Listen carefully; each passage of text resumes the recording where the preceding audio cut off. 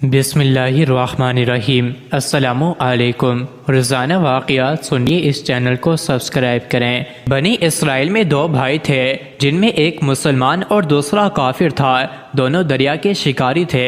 کافر بت کو سجدہ کرتا تھا، مگر جب مچھلیوں کے لیے جال دریا میں ڈالتا تو اس قدر مچھلیاں اس میں آ جاتی تھیں کہ اس کو کھینچنا مشکل ہو جاتا، مگر مسلمان کے جال میں صرف ایک ہی مچھلی آتی تھی اور اسی پر صبر کے ساتھ خدا کا شکر ادا کرتا تھا۔ اتفاقاً ایک روز اس مسلمان کی بیوی اپنے مکان کی چھت پر گئی تو اس کی نظر کافر کی بیوی پر پڑی جو زیور اور بہترین لباس سے آراستہ تھی۔ یہ دیکھ کر اس مسلمان کی بیوی کے دل میں وسوسہ پیدا ہوا کہ کاش میں بھی ایسی ہوتی۔ تو کافر کی بیوی بولی، تو اپنے شوہر کو آمادہ کر لے، وہ بھی میرے شوہر کے معبود یعنی بت کی عبادت کیا کرے تاکہ تو بھی میری طرح مالدار ہو جائے۔ یہ سن کر مسلمان بھائی کی بیوی کچھ غمزدہ سی ہو کر نیچے آئی، اور جب اس کا شوہر گھر آیا تو اس نے بیوی کا حال متغیر دیکھ کر دریافت کیا کہ آخر کیا بات ہے جس سے تو اس قدر غمزدہ معلوم ہوتی ہے۔ وہ کہنے لگی، بس میاں، یا تو تم مجھے طلاق دے دو یا اپنے بھائی کے معبود کی پرستش اختیار کرو۔ یہ سن کر اس کے شوہر نے کہا کہ خدا کی بندی، تو خدا سے نہیں ڈرتی، ایمان کی دولت کے بعد یہ کفر کی باتیں کرتی ہے۔ تو عورت بولی، بس مجھ سے اب زیادہ باتیں نہ بناؤ، میں ننگی بھوکھی نہیں رہ سکتی، جبکہ دوسری عورتوں اور خصوصاً تیرے بھائی کی بیوی کو میں دیکھ رہی ہوں کہ وہ زیورات اور عمدہ لباس سے آراستہ رہتی ہے۔ جب اس مرد مومن نے دیکھا کہ عورت تریاحٹ پر اتر آئی ہے اور اس کا اصرار حد سے بڑھ چکا ہے تو اس نے عورت کو تسلی دی، کہا، اچھا، گھبرانے کی ضرورت نہیں ہے، میں کل سے کاریگروں اور مزدوروں میں جا کر محنت کر کے تجھے روزانہ 2 درہم دیتا رہوں گا، تو اس سے اپنی حالت درست کر لینا۔ یہ سن کر عورت کو کچھ تسکین حاصل ہوئی اور سویرے ہی وہ مرد مومن مزدوری کی تلاش میں نکلا، لیکن کہیں اسے مزدوری نہیں ملی۔ یہ دیکھ کر وہ دریا کے کنارے پہنچا اور شام تک خدا کی عبادت میں مصروف رہ کر رات کو جب گھر آیا تو بیوی نے دریافت کیا، آج تم کہاں تھے؟ تو وہ کہنے لگا، میں بادشاہ کی خدمت میں تھا، اس نے مجھ سے 30 دن کا کام کرنے کی شرط کی ہے۔ عورت بولی کہ آخر وہ بادشاہ تم کو کیا دے گا؟ تو اس نے جواب دیا کہ میرا بادشاہ بڑا کریم ہے اور اس کے خزانے مال و دولت سے بھرے ہوئے ہیں، وہ مجھے وہ دے گا جو میں چاہوں گا۔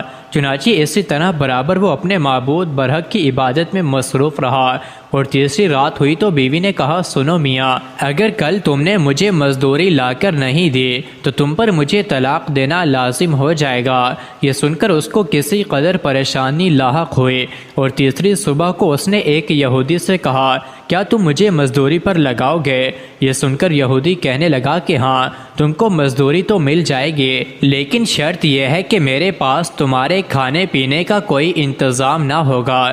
چنانچہ وہ مرد مومن روزے کی نیت کر کے یہودی کے ساتھ ہو لیا، اور حق تعالیٰ کے حکم سے حضرت جبرائیل 39 اشرفیاں ایک نورانی طباق میں لے کر اس کی بیوی کے پاس پہنچے اور کہنے لگے، میں بادشاہ کا قاصد ہوں، اس نے یہ اشرفیاں لے کر مجھ کو تیرے پاس بھیجا ہے اور فرمایا ہے کہ تیرا شوہر ہمارے کام میں تھا، ہم نے اس کو نہ چھوڑا یہاں تک کہ اس نے ہم کو چھوڑ دیا اور یہودی کے پاس چلا گیا۔ اگر وہ ہمارا کام کرتا تو ہم اس کو اور زیادہ اجرت دیتے، بس یہ ایک اشرفی کی کمی اس وجہ سے ہوئی ہے۔ چنانچہ وہ عورت ان میں سے ایک اشرفی لے کر بازار گئی جس پر کلمہ شہادت لکھا ہوا تھا۔ سنار نے 1000 درہم اس کی قیمت عورت کے حوالے کر دی، اور جب شام کو وہ مرد مومن گھر واپس آیا تو عورت نے اس سے دریافت کیا، آج تم کہاں تھے؟ اس نے جواب دیا کہ آج میں ایک یہودی کے کام پر گیا ہوا تھا۔ تو بیوی کہنے لگی کہ آخر بادشاہ کی خدمت ترک کر کے تم دوسروں کی خدمت کیوں کرتے ہو؟ پھر اس کو اشرفیوں کا واقعہ سنایا، جس کو سن کر وہ مرد مومن روتے روتے بے ہوش ہو گیا، اور جب اس کو ہوش ہوا تو بیوی سے کہنے لگا، افسوس کہ میں نے بادشاہ دو جہاں کی خدمت کا حق اپنے اوپر لازم نہ کیا۔